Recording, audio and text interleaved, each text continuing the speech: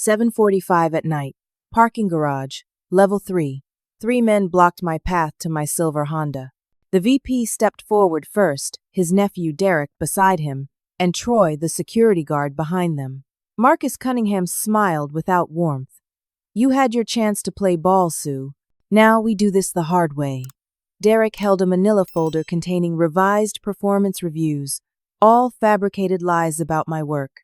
They were going to force me to sign or face immediate termination. Troy locked the garage exit door with his master key. I was cornered, alone, terrified, but my hand was already in my pocket, gripping my phone, recording app running. 3 months earlier, everything seemed fine. I was 32 years old, working as a senior financial analyst at Meridian Solutions in Dallas. 6 years with the company, starting as a junior analyst fresh out of college, working my way up through dedication and 60-hour weeks. I managed $17 million in client escrow funds, reported directly to CFO Gerald Patterson, and had a reputation for meticulous accuracy. My performance reviews were spotless. I thought I knew where my career was heading.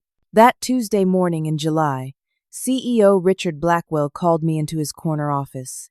The view overlooked downtown Dallas, floor-to-ceiling windows reflecting the morning Sunday. He sat behind his mahogany desk, fingers steepled, looking every bit the successful executive in his tailored suit. Sue, I want to offer you the Director of Finance position. $75,000 raise. Your own team. Direct involvement in strategic planning. You have earned this. My heart jumped. 3 years of extra projects, weekend work, solving problems nobody else wanted to touch. This was it. The promotion I had been working toward since I started. There is one condition, Richard continued, leaning back in his leather chair. You will mentor Derek Cunningham. Marcus's nephew just joined us 6 months ago, bright kid, eager to learn. You will collaborate closely with him on all major decisions. Derek. I kept my face neutral, but my stomach sank. I had supervised Derek as an intern last year. The kid was 25, fresh from a mediocre state school, and utterly incompetent. He misclassified payments, forgot deadlines, and spent most of his time on his phone. I had covered for him constantly, fixing his mistakes before they became problems. Richard, I appreciate the offer. Can you clarify what you mean by collaborate closely? He slid a job description across the desk. As I read, my blood went cold. Derek would have co-signing authority on all escrow transactions over $25,000. Equal decision-making power. The document described collaborative dual signature protocols as non-negotiable. Derek needs hands-on experience with real responsibility, Richard said. Marcus has been very clear about this. The VP believes his nephew needs someone experienced to guide him, and you are the best we have. Through the glass wall of Richard's office, I saw Marcus Cunningham watching us. The VP stood near the coffee station, arms crossed, a slight smirk on his face. He nodded when our eyes met, as if sealing some unspoken agreement. Richard, giving someone with 6 months of experience co-signing authority over client escrow accounts, raises serious concerns about fiduciary responsibility and internal controls. Our master service agreements have strict requirements about who can authorize fund movements. Derek is family, Sue. We take care of family here at Meridian. These concerns are manageable. This is a limited time offer. 24 hours to decide. His tone shifted from warm to cold in seconds. The meeting was over. I walked back to my office, past Derek's temporary cubicle where he sat playing a game on his phone, and closed my door. That afternoon, I pulled Derek's intern files. The errors were worse than I remembered. He had misclassified $230,000 in client funds, categorizing operational expenses as capital investments. If that had reached our clients, we would have lost their accounts. I had caught it, fixed it, never reported it because I assumed he was just inexperienced and overwhelmed. Now I wondered if it had been deliberate. A test to see if I would look the other way. I spent that evening at my kitchen table, reviewing the master service agreements for our 3 largest clients: Lexington Technologies, Barton Industries, and Greenfield Consulting. Combined, they represented 14 million in escrow funds. The MSAs were ironclad, written with specific protections I had insisted on implementing 3 years ago.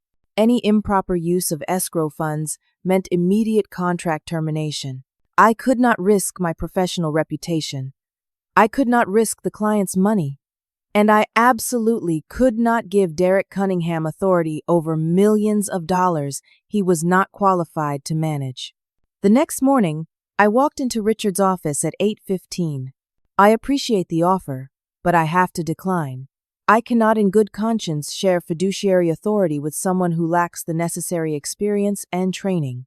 Richard's expression turned to stone. That is disappointing, Sue. Very disappointing.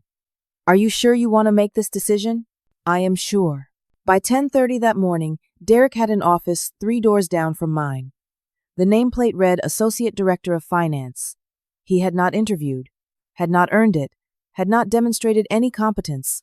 He was just placed there, given a title that took me 5 years to approach.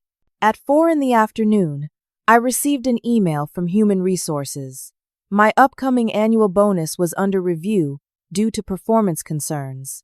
I had been getting outstanding reviews and maximum bonuses for 6 consecutive years. I walked past Marcus's office on my way out that evening. He was on the phone, but he made eye contact and smiled. A cold, calculated smile that told me everything. They were punishing me for not playing along. That night, I started documenting everything. Every email, every conversation, every decision. I bought a small safe for my apartment and began keeping backup files at home, encrypted and password protected. I did not know what was coming, but I knew it would not be good. The isolation started immediately. Within a week, I noticed I was being excluded from meetings I had led for 3 years. Derek attended in my place, sitting at the conference table with executives, nodding along to discussions about accounts he barely understood. My emails to CFO Gerald Patterson went unanswered for days. Colleagues who used to stop by my office for advice suddenly found reasons to avoid me. I overheard whispered conversations near the break room that stopped the moment I approached. People looked away when I walked down the hall. The air felt different, charged with something hostile and deliberate. In a department meeting 2 weeks after I declined the promotion, Marcus Cunningham addressed the entire finance team. 20 people packed into the conference room, and I sat near the back. "We are entering a new phase of growth at Meridian," Marcus began, standing at the head of the table. "That requires fresh perspectives and collaborative attitudes. Unfortunately, some people are stuck in old ways of thinking, territorial about their roles, resistant to change." He looked directly at me.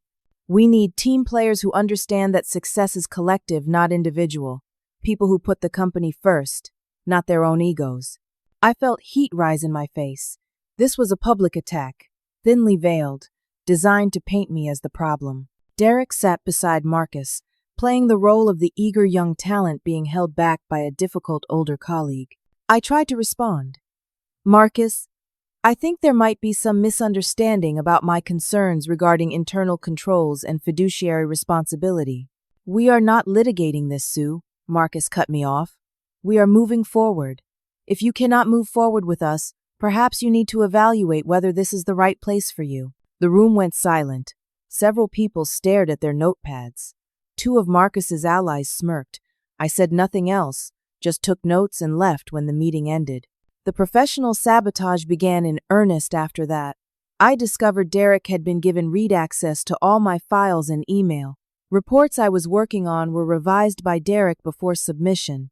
His revisions introduced errors, mathematical mistakes, incorrect account classifications, but my name remained on the documents as primary author. When clients complained, Richard called me into his office. "Sue, your work quality is slipping. I am seeing mistakes that are not acceptable at your level." Those reports were altered by Derek after I completed them. "I can show you the version history. Derek is trying to help you improve your work. Why are you so resistant to collaboration?" This attitude is exactly what Marcus was talking about. There was no winning. They had created a closed loop where anything I said made me look defensive and difficult. I started keeping 2 sets of files. The official versions on the company server, accessible to Derek and management, and personal encrypted backups on an external hard drive at home, showing the original work before Derek's alterations. Every night, I downloaded and backed up my files. Every morning I checked what had been changed overnight. Derek began making mistakes with client escrow accounts. Small ones at first, interest calculations off by a few $100s, payments allocated to the wrong client subaccounts. Nothing catastrophic, but enough to create confusion and errors in monthly statements. I caught them and corrected them before clients noticed. But it was exhausting. Derek had partial access now, granted by Richard over my written objections. I could not stop him from making mistakes, only clean up after him. Then the personal attacks began. My car was keyed in the parking lot, 3 long scratches down the driver's side. Security cameras were mysteriously not working that day. My office was double booked for a client meeting, and I was moved to a smaller interior space with no windows and broken air conditioning. My assistant, Jennifer, was reassigned to support Derek. Marcus made comments about my appearance during a morning meeting. "Sue, you should dress more professionally if you want to be taken seriously at this level." I was wearing the same business attire I had worn for years. The implication was clear. He also referred to me as emotional and unstable when I raised concerns about a financial report, suggesting I was not thinking clearly due to stress. I contacted an employment attorney that week, just a consultation. She listened to my story and gave me advice. Document everything. Do not resign. Make them fire you if that is where this is heading. And start looking for patterns of illegal behavior, not just workplace harassment. Late on a Friday in August, I was reviewing accounts after everyone else had left. The office was quiet, just the hum of fluorescent lights and the cleaning crew vacuuming down the hall. I was reconciling the Lexington Technologies escrow account when I found it. $50,000 missing. Not misclassified. Not in the wrong subaccount. Just gone. I pulled the transaction history. The transfer was authorized 3 days earlier, Wednesday at 2 in the afternoon. Derek's digital signature and a forged version of mine. The money went to a company called Pinnacle Consulting Services. I had never heard of Pinnacle Consulting Services. I spent 2 hours tracing the registration. It took some work, searching business databases and public records, but I found it. Pinnacle Consulting Services was registered in Delaware to a woman named Patricia Holloway. Patricia Holloway was Marcus Cunningham's wife's maiden name. They were embezzling client funds, and they were setting me up to take the fall. My hands shook as I made encrypted copies of everything. Transaction records, signature authorizations, registration documents. I saved them to 3 different external drives and stored one at my apartment, one in a safety deposit box at my bank, and one with my parents in Austin. Monday morning, the $50,000 was back in the Lexington account. A correction memo in the file explained it as an accounting error. Funds temporarily moved to the wrong account and immediately returned. But I had proof it was gone for 3 full business days, and I knew exactly where it went. I realized they were using client escrow funds as short-term loans for personal investments. Take the money Wednesday, invest it, return it Monday, pocket the gains. Do it with enough accounts in small enough amounts, and casual audits would never catch it. But it was fraud. Clear, undeniable fraud. I wanted to report it immediately. Walk into the SEC office, hand them the evidence, let them handle it. But I knew what would happen. They would deny everything, destroy evidence, blame me as a disgruntled employee, making false accusations. I needed more than one instance. I needed a pattern. I needed something undeniable. So I waited, and I watched, and I documented every single transaction for the next 6 weeks. 2 weeks later, Richard issued a new company policy. All escrow transactions over $25,000 now required dual signatures. The policy memo cited enhanced internal controls and collaborative financial management. On the surface, it seemed reasonable. A second set of eyes on major transactions reduced risk and provided accountability. But I knew what it really meant. Derek could now block any transaction I initiated, and I would be forced to co-sign anything he wanted to do. I was trapped in a system designed to paralyze me professionally while giving Derek free rein to continue the embezzlement scheme. Derek started submitting transaction requests with obvious errors, payment amounts that did not match invoices, wire transfers to vendors I could not verify, allocations that violated client MSA terms. I rejected each one, sending detailed explanations of what was wrong and how to correct it. Derek complained to Richard every time. "Sue is obstructing routine business operations. She is making my job impossible. She rejects everything I try to do." Richard called me in repeatedly. "Stop being difficult, Sue. Derek is learning. You need to be patient and supportive. This is part of your job now." "Richard, these transactions violate our master service agreements and basic fiduciary standards. If I approve them, we will lose our clients and potentially face legal action. Your job is to facilitate business, not block it.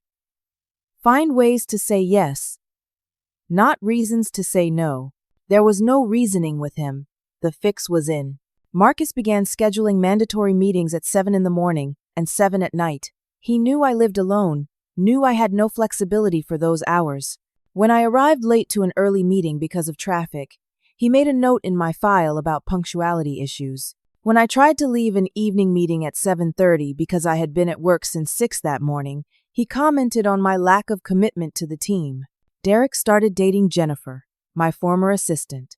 She suddenly knew things about my schedule, my personal life, details I had shared with her casually over the years. Derek would make comments that could only have come from Jennifer. Marcus would bring up information he should not have known. I realized my movements, my plans, my conversations were being monitored and reported. I felt like I was living in a surveillance state inside my own workplace. In September, a client called me directly. Brian Chen from Lexington Technologies, their VP of Operations. We had worked together for 4 years, and he trusted me.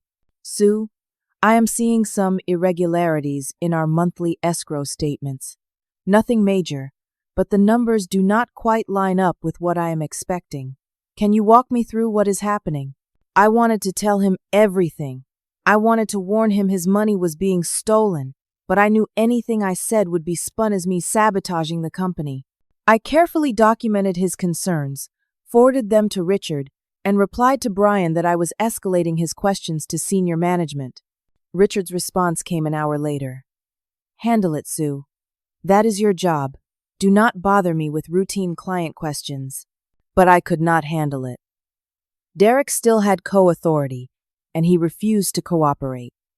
"The client is confused," Derek said when I asked him to review the account with me. "Nothing is wrong. Stop creating problems." I discovered 3 more unauthorized transfers over the next 2 weeks. $180,000 total, split across 3 different client accounts, all to different shell companies, all with Derek's signature and forged versions of mine. The money was returned within 72 hours each time, always with fabricated interest earnings that made the accounts balance. It was sophisticated. Someone with more financial expertise than Derek was orchestrating this. Marcus, probably with Richard's approval. I contacted Amanda Cross, the senior partner at Hutchinson and Cross, the external audit firm that reviewed our financials twice a year. Amanda was 53 years old, experienced, sharp, and had a reputation for taking white-collar fraud seriously. We met at a coffee shop 30 miles outside Dallas, far from anywhere Meridian employees might see us. I brought printed documentation, transaction records, forged signatures, shell company registrations, the pattern of fund movements. Amanda reviewed everything with a calculator and a notepad, occasionally asking clarifying questions. After 45 minutes, she looked up at me. "This is serious, Sue. This is criminal fraud. But I need more before I can act officially." If I go to the board with this now based only on your word, they will circle the wagons and destroy the evidence. Can you get me originals of the client master service agreements? I wrote those agreements 3 years ago. I have the notarized originals at home. Good. Bring them to me. And do not tell anyone about this meeting. We established a secure communication channel using encrypted email. Amanda agreed to quietly review the accounts during the upcoming quarterly audit in October. I left that meeting feeling like I finally had an ally. That night, I used an old administrative login I had forgotten to review the executive shared drive. It was a security loophole, something from when I first started, and had broader access for a special project. Nobody had revoked it. I found a folder labeled Derek Transition Plan. Inside were documents that laid out everything. The entire scheme, spelled out in PowerPoint slides and Excel spreadsheets. They planned to fire me, promote Derek to full director of finance, then systematically drain the escrow accounts over 6 months. Marcus and Richard would start a new firm with the embezzled funds. The company would declare bankruptcy, blame Derek's incompetence, and walk away clean. Derek was the perfect fall guy. Young, inexperienced, family connection, explained his rapid promotion. If caught, they would throw him under the bus. I was collateral damage. They needed me gone because I would never participate. I was the only person who knew the accounts well enough to stop them. The timeline showed the plan would activate after the October earnings announcement. Derek would receive a $300,000 performance bonus paid from client escrow accounts. I would be fired the same day for cause. Within 90 days, they would drain the remaining funds and dissolve Meridian Solutions. I copied everything to an encrypted drive, sent copies to Amanda Cross through our secure channel, and sat in my apartment that night, staring at my ceiling, trying to process what I was up against. My position was impossible. If I went to the board, Marcus and Richard controlled the board. If I went to the police, I looked like a disgruntled employee making accusations. If I went public, I would be sued for defamation and never work in finance again. I needed them to execute their plan, but in a way that destroyed them instead of me. That is when I remembered the escrow clause. Clause 23, subsection 4, from the Lexington Technologies MSA. I had written it myself 3 years ago. Any bonus, commission, or extraordinary compensation paid to employees managing client escrow funds must be disclosed to client within 10 business days. Any such payment from funds within the escrow account itself constitutes breach of fiduciary duty and triggers immediate stop work order and contract termination for cause. All our major clients had similar clauses, standard protections I had insisted on including. At the time, they seemed like routine safeguards. Now they were my weapon. If Richard paid Derek a bonus using client escrow funds, it would automatically trigger contract termination. The clients would pull their accounts, and Meridian would collapse. But more importantly, it would be documented, witnessed, undeniable proof of fraud. I just had to survive long enough to let them do it. My apartment was broken into the next week. Nothing was stolen, but my files were disturbed. They were looking for evidence. Fortunately, everything important was stored off-site and encrypted. My parents called me, upset. They had received anonymous emails claiming I was under investigation for embezzlement at work. Marcus was spreading lies to my family, trying to isolate me emotionally. Friends from college reached out with concern. They had heard rumors. Professional contacts asked if everything was okay at Meridian. My reputation was being systematically destroyed. I lost 15 pounds in 3 weeks. I was not eating properly, not sleeping. I would wake up at 2 in the morning in a panic, checking my phone for emails, wondering what new attack was coming. My doctor wanted to prescribe anxiety medication. I refused because I needed to stay sharp. I wanted to quit, walk away, start over somewhere else, put this nightmare behind me. But I knew they would not let me leave quietly. They needed a scapegoat. And if I walked away, the next person in my position would face the same thing. Richard called me into his office the second week of October. Marcus was there, sitting in one of the chairs facing Richard's desk. I stood near the door. Sue, we have been very patient with your performance issues, Richard began. More patient than most companies would be, but we cannot continue like this. Marcus pulled out a folder. We are prepared to offer you a choice. Resign immediately, take 6 months severance and a non-disparagement agreement, or we fire you for cause, you get nothing, and we will make sure you never work in finance again. He opened the folder, showing me fabricated documents. Bank statements, with my name, showing accounts I had never opened. Transaction records with forged signatures. A complete false trail of embezzlement, all pointing to me. You have 24 hours to decide, Richard said. Be smart, Sue. I left without answering. That night, I met Amanda Cross one more time at the same coffee shop. She had completed her preliminary audit and found additional evidence. Patterns of fraud going back 18 months, far longer than I realized. We finalized the plan. She would attend the earnings day meeting with the original notarized MSAs. I would let them fire me publicly, in front of witnesses. When they announced Derek's bonus, Amanda would intervene. The clause would trigger, the fraud would be exposed, and there would be no way for them to escape. It was risky. If anything went wrong, I would be destroyed, but I was out of options. I decided not to resign. Instead, I drafted a formal letter declining their offer, citing specific labor laws and wrongful termination statutes. I sent it via certified mail to Richard, Marcus, and the head of human resources. It was a declaration of war. They wanted me gone quietly. Now they would have to fire me publicly, which created legal liability. Richard did not respond to my letter. Neither did Marcus. But the atmosphere at work became poisonous. People avoided me completely. My access to certain systems was quietly revoked. I would try to log into databases I use daily and find my credentials no longer worked. I worked late deliberately 2 nights later, staying until 8 in the evening. I knew they would be waiting. I took the stairs down to the parking garage on level 3, carrying my laptop bag with copies of everything I had gathered. They were there. Marcus, Derek, and Troy, the head of security. Troy was a large man, former police officer, always professional but cold. He stood near the exit door as I approached my car. Marcus stepped forward first, blocking my path. You should have taken the deal, Sue. Derek held a folder, the same fabricated documents they had shown me in Richard's office. Just sign these and this all goes away. Resignation letter, confession of accounting errors, non-disclosure agreement. Troy moved to the exit door and locked it with his security override. The metallic click echoed in the concrete garage. We have enough evidence to put you in prison, Sue, Marcus continued. Embezzlement, forgery, wire fraud. We have bank statements, transaction records, everything. The FBI will believe us over you.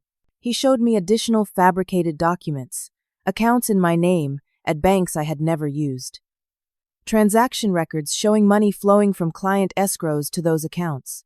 It was elaborate, detailed, convincing. If someone did not know better, it looked completely real. Derek's voice was quieter but no less threatening. Uncle Marcus has connections with the district attorney's office. No one will believe you. Just sign and walk away while you still can. I was genuinely frightened. This went beyond career destruction.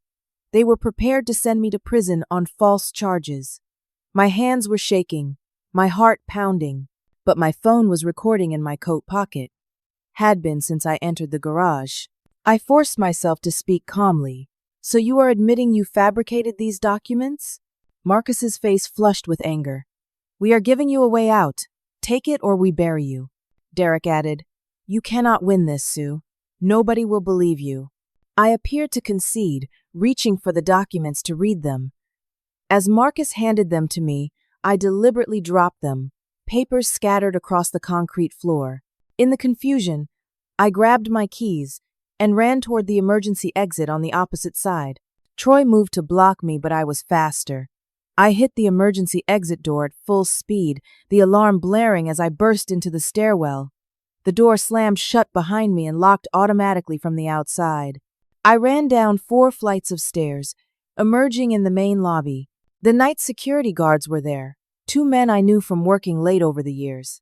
I was breathing hard, visibly shaken. "You okay, Miss Sue?" one of them asked. "I just got startled in the parking garage. It was so empty and quiet, I thought I heard something."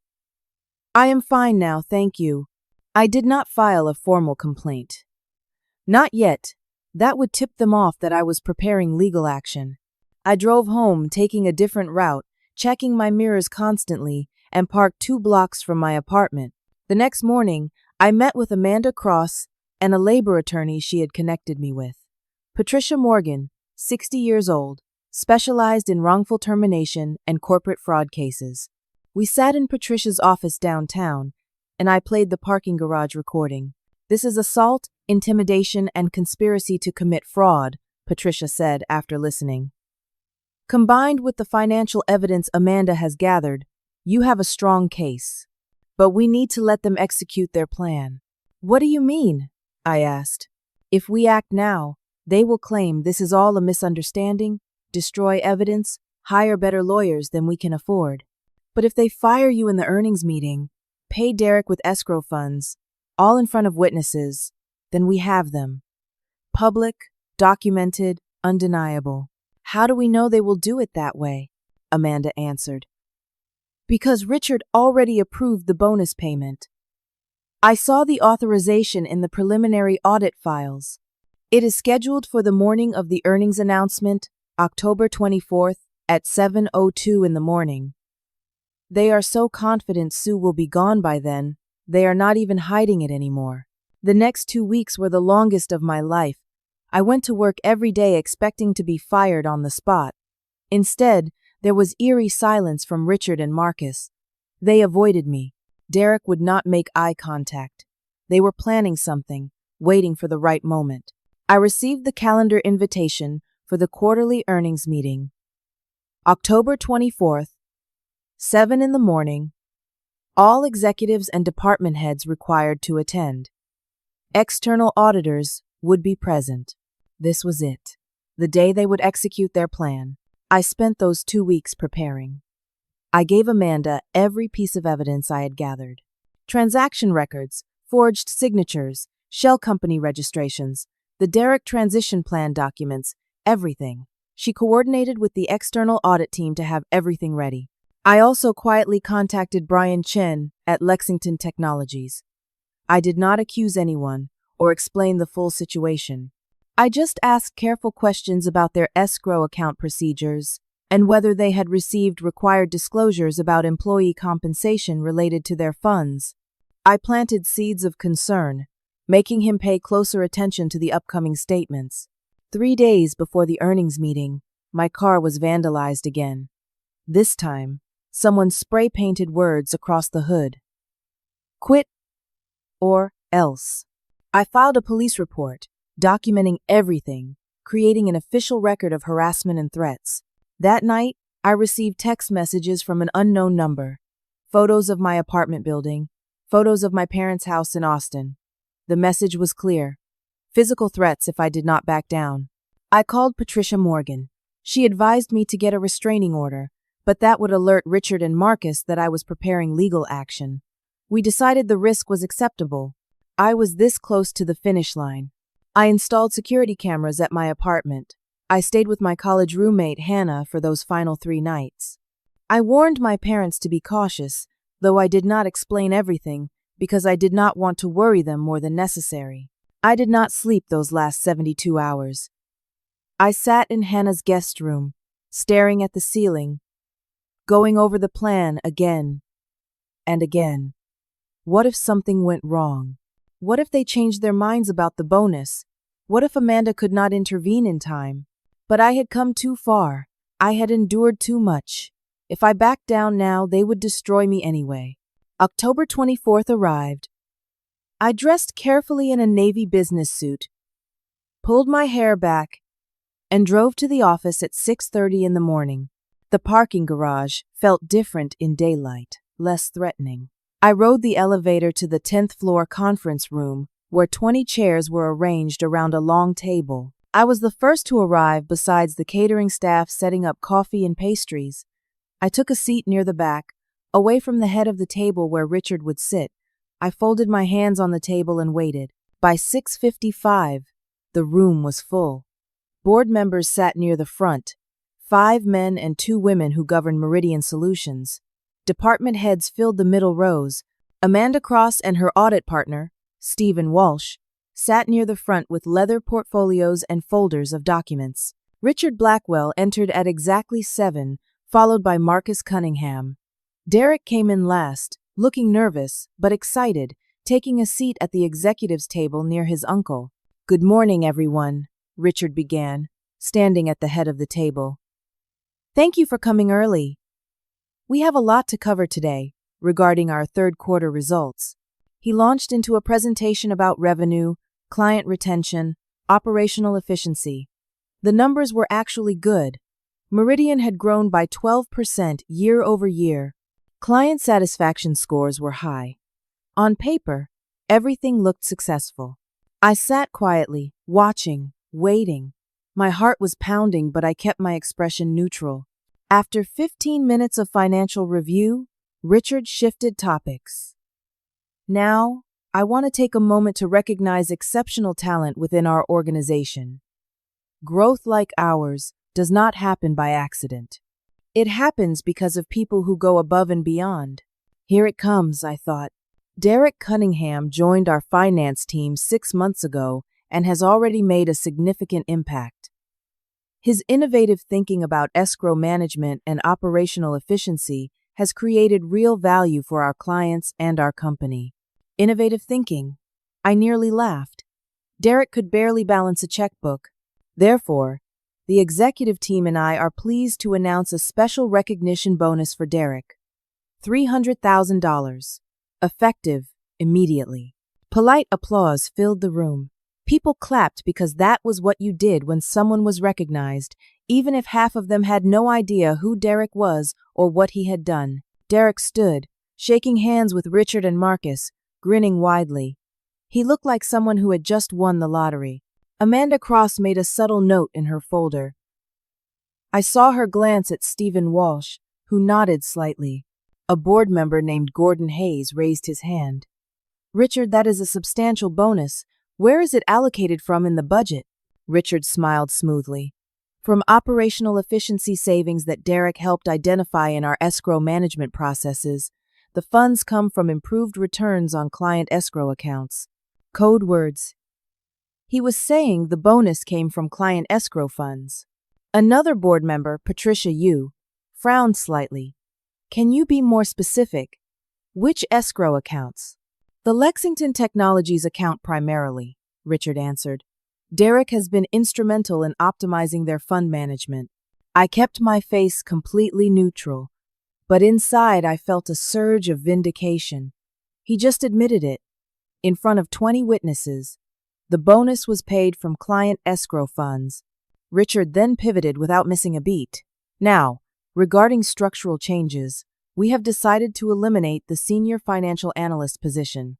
My position. Everyone in the room knew what that meant. Eyes turned toward me. "Sue, after careful review, we are terminating your employment effective today with cause. Your performance over the past 90 days has not met expectations. You have failed to adapt to collaborative management, resisted necessary changes, and demonstrated an inability to work effectively with team members." He held up my performance improvement plan, the one with impossible requirements Derek had designed to ensure I would fail. "Additionally, there have been concerns about your handling of client accounts and your overall attitude toward management directives." Marcus Cunningham jumped in. "Sue, you are welcome to collect your personal belongings and leave immediately. Security will escort you." Troy stood near the door, waiting. 20 pairs of eyes were on me. Some looked sympathetic. Most looked uncomfortable. A few of Marcus's allies looked satisfied. I said nothing, did not defend myself, did not argue, did not protest, just sat quietly with my hands folded on the table, exactly as Patricia Morgan had coached me. This unnerved Richard. He clearly expected an emotional outburst, tears, anger, something he could use to justify the termination. My silence threw him off balance. Sue, do you have anything to say? Richard asked. I made eye contact with Amanda Cross. She gave me the smallest nod. No, I said calmly. I have nothing to say. Marcus looked frustrated. Fine. Troy will escort you to your office to collect your things. Before Troy could move, Amanda Cross stood up. Her voice was calm but carried authority. Excuse me, Richard. Before we conclude this meeting, I have a matter that requires immediate attention. Richard's jaw tightened. Amanda, this is not the time for audit review. Actually, it is exactly the time. This directly relates to the bonus announcement you just made. She opened her portfolio and removed a document. I recognized it immediately. The original notarized master service agreement with Lexington Technologies. The paper was slightly yellowed, the notary seal raised and official. Richard, I need to read Clause 23, Subsection 4 from the Lexington MSA into the record. That is not necessary, Richard said, his voice tight. I am legally obligated to. This is a fiduciary compliance issue that affects the audit. Amanda put on reading glasses and held the document up. She read slowly and clearly so everyone in the room could hear. Any bonus, commission, or extraordinary compensation paid to employees managing client escrow funds must be disclosed to client within 10 business days. Any such payment from funds within the escrow account itself constitutes breach of fiduciary duty and triggers immediate stop work order and contract termination for cause. The room went absolutely silent. You could have heard a pin drop. Richard tried to recover. The bonus is not coming from escrow funds. It is allocated from operational savings. Amanda placed a second document on the table. This is the transaction record from this morning. 7:02. A wire transfer of $300,000 from the Lexington Technologies escrow account to payroll, designated for Derek Cunningham bonus payment. She placed another document down. This is the account ledger showing the transfer. Time stamped 30 minutes before this meeting began. Gordon Hayes leaned forward. Richard, is this true? It is a temporary transfer, Richard said, his voice rising slightly. We are reallocating from operations immediately. Amanda was relentless. The MSA is explicit. The source of payment determines the violation. The bonus was paid from client escrow funds. That triggers the termination clause. Patricia Yu turned to Richard. How did this happen? Marcus tried to redirect. This must be Sue's doing. She manages those accounts. She is trying to sabotage the company on her way out. I finally spoke, my voice steady. I have not had sole authority over escrow transactions for 90 days. Dual signature protocol, remember? Derek and I both had to approve any transfers over $25,000. Derek's face went white. I did not approve any bonus transfer. I continued. Check the transaction authorization. Your digital signature is on it, Derek. Time stamped yesterday at 4 in the afternoon. Richard realized the trap was closing. This is a clerical error. An administrative mistake. Amanda placed a third stack of documents on the table. I have documentation of 16 similar errors over the past 6 months, all unauthorized transfers from client escrow accounts, all returned within 72 hours, all bearing digital signatures from this management team. She looked directly at Richard. This is not a clerical error. This is systematic fraud. I stood up and walked to the front of the table. All eyes were on me now. I placed a flash drive on the table in front of Gordon Hayes. I have comprehensive documentation of systematic embezzlement, forgery, and fraud spanning 18 months. Every transaction, every forged signature, every fabricated document. It is all on this drive.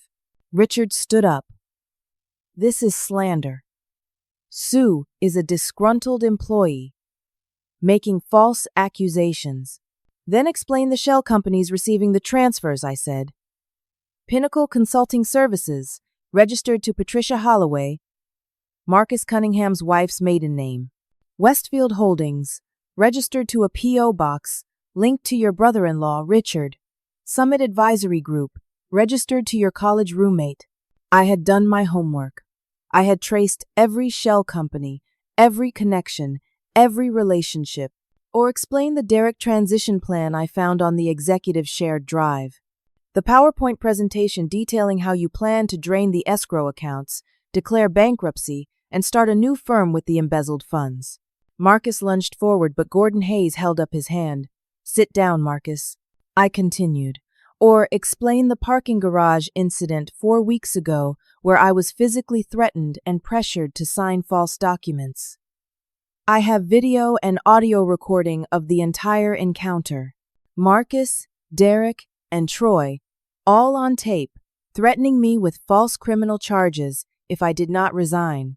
Board members were looking at each other, shock and confusion spreading across their faces. Amanda spoke again. The external audit team has confirmed all of Sue's findings. We are recommending immediate suspension of all involved executives pending full investigation.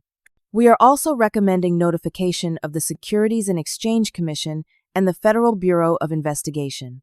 Richard tried one last time. This meeting is over. Gordon Hayes, the board chairman, stood up. Sit down, Richard. This meeting is just beginning. Security. Please escort Richard Blackwell, Marcus Cunningham, and Derek Cunningham from the building. They are suspended immediately pending investigation.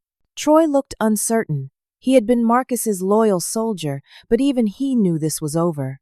2 other security officers entered the room, called by Gordon Hayes before the meeting even started. Amanda had coordinated everything. Richard stood frozen for a moment, then walked toward the door without a word. Marcus was red-faced, furious, starting to argue until Gordon cut him off. Not another word, Marcus. You are done. Derek was crying, understanding for the first time that he had been used. Uncle Marcus, what is happening? Marcus would not even look at him. The 3 men were escorted from the conference room. I watched them leave. No triumph, no satisfaction, just exhaustion and a sense of justice finally being served. Gordon Hayes turned to me. Sue, on behalf of the board, I apologize for what you have endured. We were unaware of the situation until Amanda briefed us 2 days ago. Amanda had gone to the board before the meeting, presenting enough evidence to prepare them for what was about to unfold. Your employment termination is void, effective immediately, Gordon continued. We are offering you the Director of Finance position, the legitimate one, with full authority, enhanced internal controls, and direct reporting to this board. Will you accept? I thought about everything I had been through. The harassment, the threats, the fear, the months of documenting and planning. Part of me wanted to walk away, start fresh somewhere else. But another part of me knew this was important. The clients needed someone trustworthy. The company needed rebuilding. And I had earned this position through everything I had survived. I accept, I said, on the condition that we implement comprehensive reforms to internal controls, governance, and whistleblower protections. Agreed, Gordon said. Whatever you need. The meeting adjourned 30 minutes later. Board members stayed to discuss next steps. Amanda and Stephen began the formal audit process that would take weeks.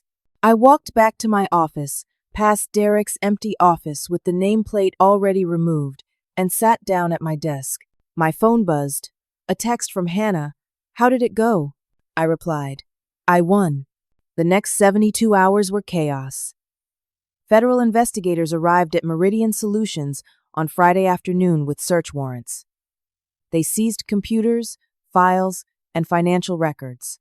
Richard, Marcus, and Derek were all questioned. By Monday, criminal charges were filed: embezzlement, wire fraud, conspiracy, and falsifying business records. The local news covered the story. Dallas Business Journal ran a front-page article about the scandal. My name was mentioned as the whistleblower who uncovered the fraud. Some reporters tried to contact me, but Patricia Morgan handled all media inquiries. I took 2 weeks off after the earnings meeting. First real vacation in 6 years. I went to visit my parents in Austin, slept for 12 hours a night, and tried to process the trauma of what I had endured. My mom made my favorite meals. My dad and I took long walks around their neighborhood, not talking much, just being together. I also started seeing a therapist, Dr. Rachel Simmons, who specialized in workplace trauma. She helped me understand that what I experienced was not just difficult, it was abusive. The gaslighting, the isolation, the threats, all designed to break me down psychologically. It would take time to heal. By the third week, I was ready to go back. Meridian Solutions under new leadership felt different. Gordon Hayes took over as interim CEO while the board conducted a national search. The entire finance department was restructured. I hired 3 new analysts, all carefully vetted, all committed to ethical practices. The clients stayed. Lexington Technologies, Barton Industries, Greenfield Consulting. All of them received full briefings about what happened, the steps we were taking to ensure it never happened again, and assurances that their funds were secure. Brian Chen from Lexington called me personally. "Sue, thank you for protecting our money. Not many people would have done what you did." "I was just doing my job," I replied. "No, you went far beyond your job. You put yourself at risk to do the right thing. That matters." Those words meant more to me than any bonus or promotion ever could. Richard Blackwell and Marcus Cunningham were both indicted on 14 counts of fraud and embezzlement. Their trial was scheduled for the following spring. Derek cut a deal with prosecutors, agreeing to testify against his uncle in exchange for reduced charges. He received probation and community service, his finance career over before it really began. The recovery was not just professional but personal. Friends I thought I had lost reached out after the news broke, apologizing for believing the rumors Marcus had spread. Colleagues who had avoided me came by my office to congratulate me and express regret for not supporting me when I needed it. I forgave them. Holding on to anger would only hurt me, not them. 6 months later, Meridian Solutions was stable and growing again. We had implemented new governance structures, independent oversight of all escrow accounts, and mandatory ethics training for every employee. I was asked to speak at a local university about corporate fraud prevention and whistleblower protections. Standing in front of 100 business students, I told them my story. Not for sympathy, but to teach them what I learned. That integrity is not convenient, but it is non-negotiable. That the systems you build when times are good will save you when times are bad. That standing up to corruption requires patience, strategy, and courage. One student raised her hand. "Were you scared?" "Terrified," I answered honestly. "Every single day. But fear is not the opposite of courage. Courage is being afraid and doing the right thing anyway." The lawsuit against Richard and Marcus resulted in full restitution to Meridian Solutions and the affected clients. Insurance covered most of the financial losses. The reputational damage took longer to repair, but we were making progress. I still drive past that parking garage every day. Level 3, where they cornered me and threatened me. Sometimes I pause there, remembering that night. Not with fear anymore, but with a sense of having survived something that tried to destroy me. Richard Blackwell was sentenced to 8 years in federal prison. Marcus Cunningham received 10 years. Derek Cunningham stayed out of prison but would carry the conviction on his record forever. The judge in the sentencing hearing specifically mentioned my courage in coming forward, saying that without my documentation and persistence, the fraud would have continued and caused far greater damage. 2 years after the earnings meeting, I was still at Meridian Solutions. The new CEO, a woman named Catherine Park, recruited from a Fortune 500 company, was excellent. We worked well together. The company had grown by 30%, added new clients, and built a reputation for ethical financial management. People sometimes asked me if I regretted not just walking away, finding a new job, avoiding the whole confrontation. The answer was always no, because if I had walked away, they would have won. And the next person in my position would have faced the same impossible choice. Looking back, the most important lesson was not about finance or fraud detection. It was about preparation and self-protection. Those escrow clauses I wrote 3 years before the crisis, when everything seemed fine, became my salvation when everything fell apart. I had no idea they would be necessary. I just knew they were the right thing to include. That taught me something profound. Preparing for the worst while hoping for the best is not paranoia. It is wisdom. Building in protections when you do not think you need them is not distrusting people. It is respecting your own value and refusing to be complicit in potential wrongdoing. The people who tried to destroy me underestimated me because they assumed fear would make me compliant. They thought a single woman in her 30s, facing powerful executives with connections and resources, would fold under pressure. They were wrong. Fear, when channeled properly, becomes fuel for preparation and resolve. I learned that standing up to corruption is not about being fearless. It is about being strategic. Document everything. Build alliances carefully. Understand the rules and regulations that protect you. Wait for the right moment to act.